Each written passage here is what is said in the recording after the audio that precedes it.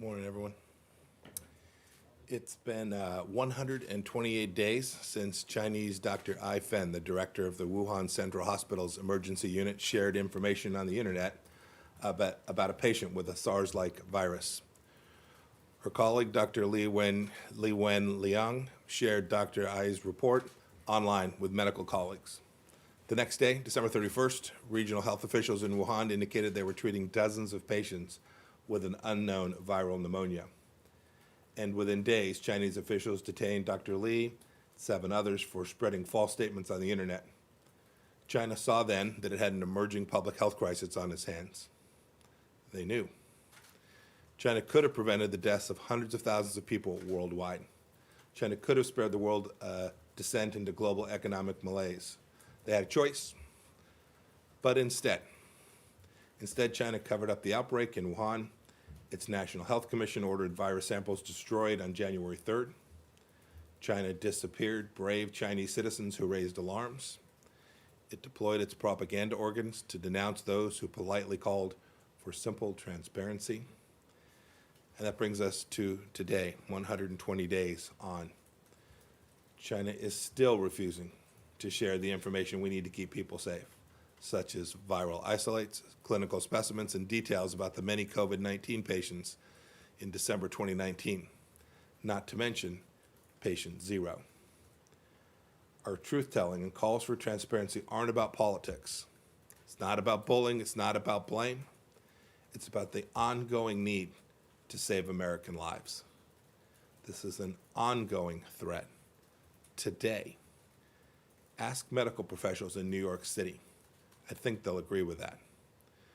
We need countries to share reliable data in a timely way now and the next time that a calamity like this hits.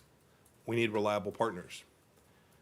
As a result of China's choices, countries are starting to understand the risk of doing business with Chinese Communist Party and taking action to protect their people. A few examples. In recent weeks, Nigeria, Kazakhstan, and France have demarched the Chinese Communist Party ambassadors for a whole host of lies and misdeeds. Spain has returned defective test kits made in China. That country, the Czech Republic, other nations have received shoddy PP as well. The Australians and the Swedes have called for an independent review into the outbreak.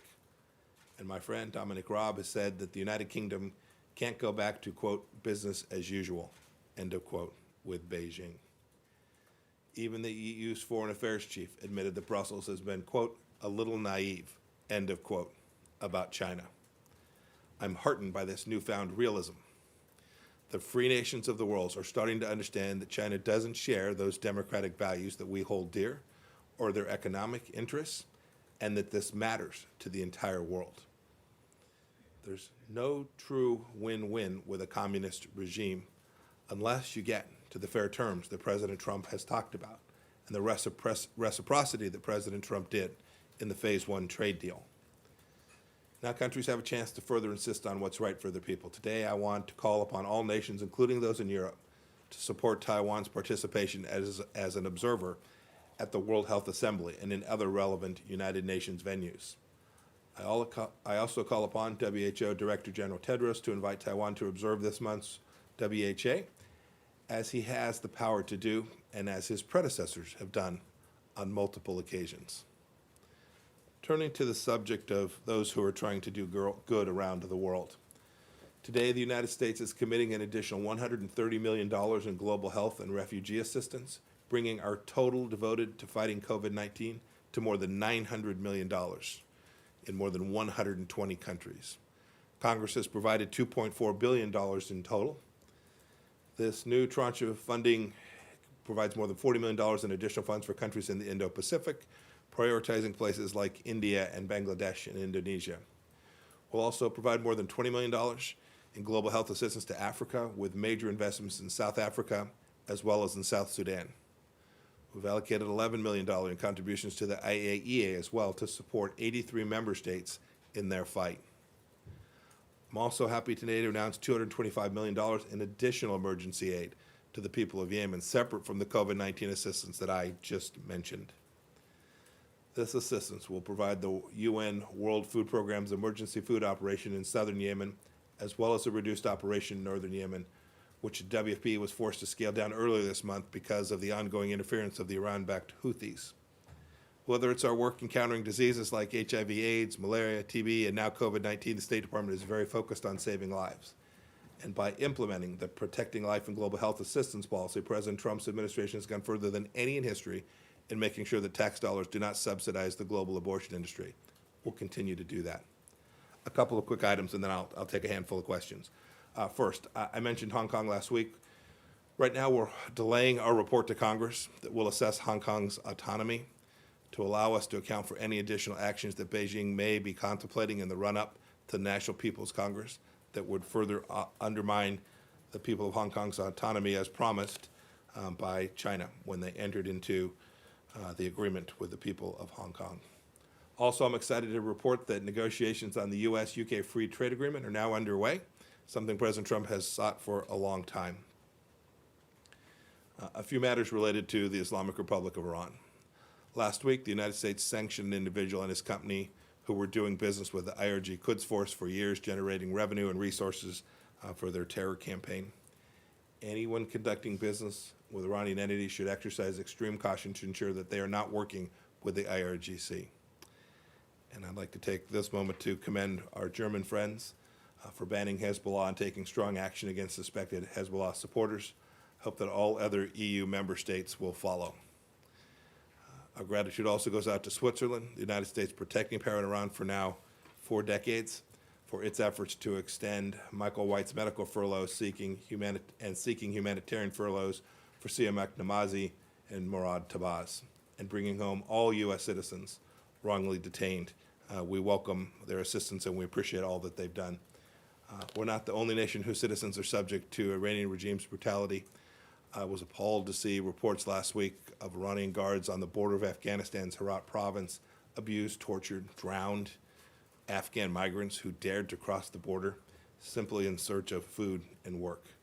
We encourage the Afghan authorities to undertake a full investigation and to seek to hold those perpetrators accountable. Let me close on an upbeat note by mentioning 2 human rights victories.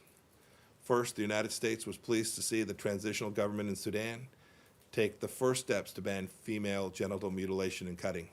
It's a big step, a bright step closer to a future in which all women and girls worldwide won't have to suffer this barbaric practice. It would be great to see nations like Somalia, Equatorial Guinea, and Djibouti, where FGM is widely practiced, follow Sudan's lead. Second, it's only fitting that on the same weekend as International Press Freedom Day, the family of Daniel Pearl successfully challenged a lower court ruling that overturned the conviction of 4 individuals responsible for Danny's kidnapping and murder. We welcome the government of Pakistan's commitment to ensure that justice is done in this case, including by filing their own appeal. Finally, while on the topic of South Central Asia, I want to give a shout out to one of my colleagues, Alice Wells, as she prepares to depart the State Department. She's done remarkable work. I've worked closely with her. She is an exemplary diplomat who, for more than now 3 decades, has served the American people. I want to wish her all the best in her future endeavors. Happy to take a couple questions. Okay, Nike. Good morning. Thank you. Good morning, Mrs. Secretary. Morning. How are you? I'm good. Hope you're well. On behalf of the press corp, we are very sorry for your recent loss. Our deepest condolence to you and your family. That's very kind. Thank you. On China, what do you mean when you say there is enormous amount of evidence that the virus is from the Wuhan lab? The reason I ask is because Army General Mark Milley said yesterday that we don't know if the virus emerged from the Wuhan lab. Separately, when the COVID-19 was gaining momentum in January and early February, did Chinese officials reassure American officials that it was under control and would be resolved on its own, maybe because of the warming weather? Do you feel they misled you? Is the administration pondering punitive measures on China? Thank you. So I'll take the questions in sequence. So I saw General Milley's statements entirely consistent with what I think everyone in the administration has said, including President Trump. The intelligence community is still figuring out precisely where this virus began. Well, here's how this could get solved really quickly. The Chinese Communist Party could do what they're committed to do under their obligation to the World Health Organization, to be transparent, to be open, to do the simple things that nations all around the world do to make sure that pandemics like this don't get out of control, and in fact, importantly, stay out of control. I mentioned the number of days. This is an ongoing challenge. We still don't have the samples that we need. We still don't have the access. We collectively, the world, don't have the samples to me. It's not even just that in the moment they couldn't do the right thing. They continue to be opaque. They continue to deny access for this important information that our researchers, our epidemiologists need. And importantly, this could happen again.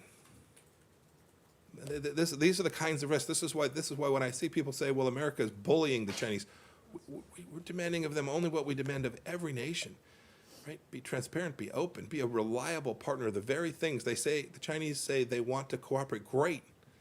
Cooperation is about action. It's about opening up. It's about sharing this information. So the details of where patient zero, where this began, are things that are knowledge that's in the possession of only the Chinese Communist Party. They're the ones that can help unlock that. If they need technical assistance, we're happy to provide that assistance to them. The world needs answers to these questions for not only the current moment, but so that we can make sure that we reduce the risk that something like this could ever happen again, with thousands and thousands of lives lost and enormous economic cost to the entire world. As for the details, I think the administration's laid out a timeline of what we've seen. It is pretty clear that at the front end of this, the Chinese Communist Party misled the world. That is, they knew more, and they didn't share that. And they had an obligation to do so under the international health regulations that they are required to adhere to under the World Health Organization's rule set. They didn't do that. The World Health Organization also failed to do that.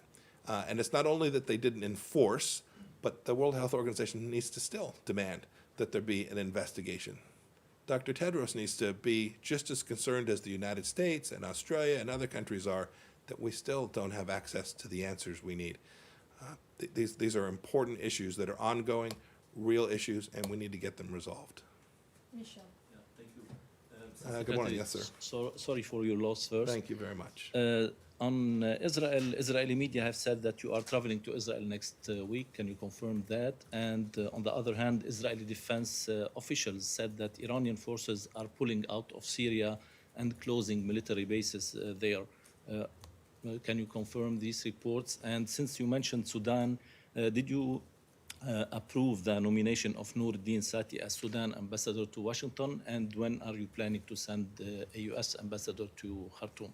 So the last question is, we're working to get each of those things done with respect to Sudan. We think what they've done is remarkable. We want to support that. And so whether it's their ambassadors being credentialed here and accepted here, and us being prepared to send an ambassador there, we're working our way through that. We're going to get it done just as quickly as we can.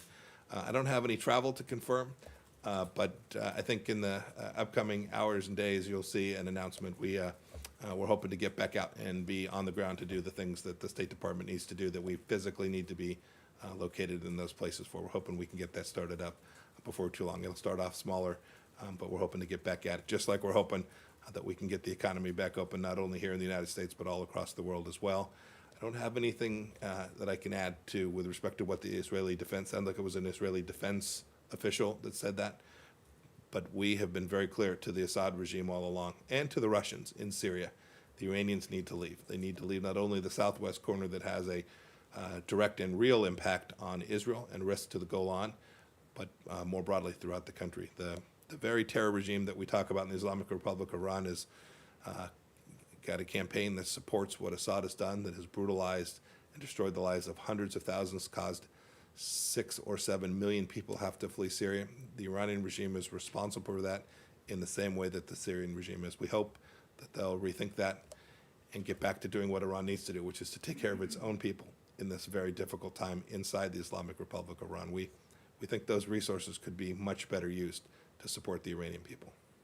Rich. Rich, how are you? Good, how are you? Way in the back today. Yeah, I know. I think I have my contacts in today. Would you be able to tell us, or does the U.S. know who may have initiated or bankrolled this operation in Venezuela from over the weekend? And has the State Department started engaging the Maduro regime about the 2 Americans who are reportedly in custody there? So your first question, there, as I think the Secretary of Defense said, or maybe it was the Chairman, Joint Chiefs of Staff, and the President too, there was no U.S. government direct involvement in this operation. If we'd have been involved, it would have gone differently. As for who bankrolled it, we're not prepared to share any more information about what we know took place. We'll unpack that at appropriate time. We'll share that information that makes good sense. What was your second question, Rich? Just the 2 American citizens who are Yeah, there? we're going to work on this. It's a consular matter in the sense of anytime there are Americans that are detained someplace, we'll work to get them back. We will start the process of trying to figure a way, if in fact these are Americans that are there, that we can figure out a path forward. We want to get every American back. If the Maduro regime decides to hold them, we'll use every tool that we have available to try and get them back. It's our responsibility to do so. Nick? Secretary, thank you very much. You mentioned Dr. Ai Fen right at the top, and I Yes. want to zoom in on something specifically you said about her. She's discussed publicly in an interview that's since disappeared many of the facts that you mentioned, except for one. You said that the National Health Commission ordered samples destroyed on the 3rd. I believe that's new. Is that based on evidence that you have, or is that based on public reporting? And to zoom out a little bit on China, the U.S. And the EU. The EU has not joined your call to investigate China. At the beginning, as you know, the U.S. didn't participate in the EU Vaccine Donors Conference. Are the U.S. and the EU on the same page when it comes to China and COVID-19? Let me see what I can get you that supports the statement that I made, see what we can get you material. I'll make sure the team does that. Second, so, you know, the EU held a donors conference. China was there. So the party that perpetrated this, right, this began in Wuhan, China, was there. And we regretted there wasn't a call for transparency from them. I think that's always appropriate. And they, you know, it turned out, as I understand it, Chinese Communist Party didn't show up with a dime either. I talked about all the assistance that we've provided. We will continue to provide. If you look at the response around the world, who it is that's actually leading the response to this global pandemic, it is not close. It is the United States of America, and it will continue to be so.